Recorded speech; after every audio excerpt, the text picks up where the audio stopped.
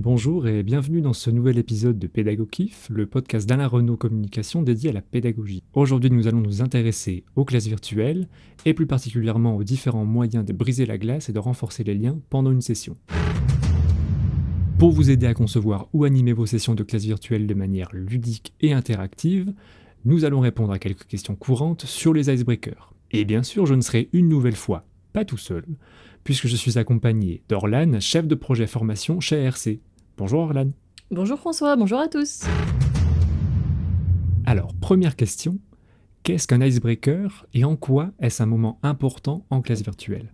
Alors un icebreaker, c'est une activité courte et amusante conçue pour aider les participants à se connaître, à briser la glace et à créer une atmosphère positive au début d'une réunion ou d'une classe virtuelle.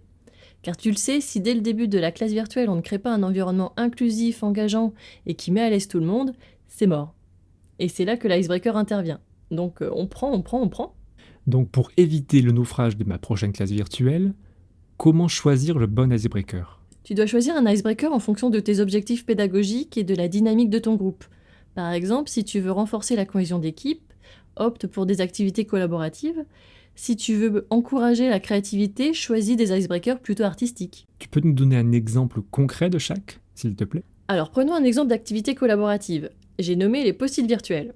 Sur une slide, tu prépares autant de post-it que de participants présents et tu leur donnes comme consigne de placer ces post-it de gauche à droite, par ordre croissant, en fonction de leur jour d'anniversaire ou de la distance qui les sépare actuellement de Paris par exemple. À eux de s'organiser en échangeant entre eux et en déplaçant eux-mêmes les post-it. Si on part sur une activité plus créative, tu peux demander à chacun de prendre une photo de quelque chose qu'ils aiment ou qui les représente et de la partager avec le reste du groupe, en l'ajoutant sur un tableau blanc ou pourquoi pas un objet fétiche à montrer à la caméra. Alors les icebreakers que tu viens d'évoquer, ils nécessitent pour les participants de maîtriser tout de même à minima les outils informatiques. Imaginons que mon groupe n'est pas du tout agile sur un ordinateur, qu'est-ce que je peux leur proposer ? Alors en effet, c'est une très bonne question à se poser à ce stade. Il faut que ton activité soit adaptée à ton groupe. Si ton groupe est peu agile, oublie toute manipulation de leur part et joue plutôt sur les échanges. Tu peux par exemple utiliser l'un de ces 3 icebreakers. Premièrement, la question du jour. Tu poses une question amusante ou provocante à tes participants, du type « Si vous pouviez avoir un super pouvoir, ce serait lequel ?»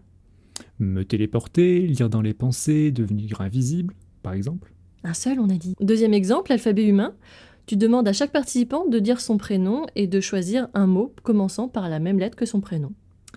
Je suis François le Français. Bleu, blanc, rouge, je suis français. Bon, je sais pas si c'est le meilleur exemple, mais ça fonctionne. Ça répond à la consigne. Troisièmement, l'objet mystère. Montre un objet mystère à la caméra et demande aux participants de deviner ce que c'est. Alors là, c'est un podcast, donc le principe du podcast, c'est qu'il n'y a pas de vidéo. Ça sert à rien que je fasse un exemple, mais je crois qu'on a tous compris. Oui, ça suffira.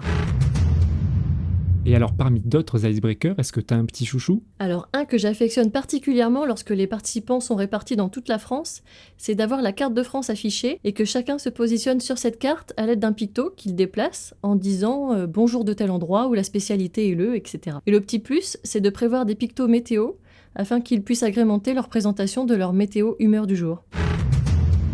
Et pour terminer, quelques points d'attention lors de l'utilisation de ces icebreakers en ligne ? Je dirais bien s'assurer que l'icebreaker soit techniquement réalisable pour tous les participants, éviter les activités trop longues car elles vont vraiment perdre leur attention, et respecter la vie privée de chacun bien sûr en évitant les questions trop personnelles.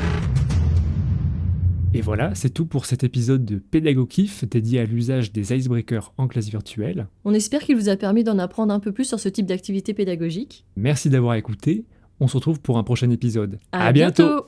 Chers pédagokiffeurs et kiffeuses, nous arrivons à la fin de cet épisode. Merci de nous avoir écoutés, nous espérons que votre écoute a été agréable et inspirante. Alors à très vite pour de nouvelles découvertes.